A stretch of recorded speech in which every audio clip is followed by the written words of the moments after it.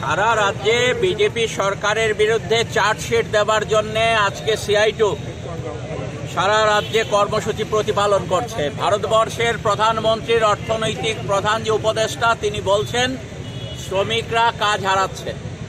শ্রমিকদের মজুরি গত এপ্রিল মাস থেকে এই সময়ের মধ্যে মজুরি কমেছে। তাহলে দেশের যিনি প্রধানমন্ত্রীর মুখ্য উপদেষ্টা অর্থনৈতিক উপদেষ্টা তিনি যখন বলছেন শ্রমিকরা কাজ হারাচ্ছে, তিনি যখন বলছেন শ্রমিকরা মজুরি কমছে এবং আমাদের দেশের 500 কর্পোরেট হাউসে তাদের সম্পদ দিনের পর দিন বেড়ে চলেছে, মারাত্মকভাবে বেড়ে চলেছে, পৃথিবীর মধ্যে রেকর্ড।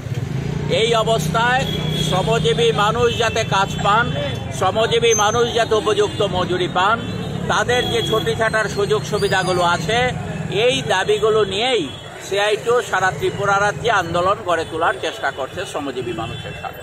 এই লক্ষ্য নিয়ে আজকের কর্মসূচি।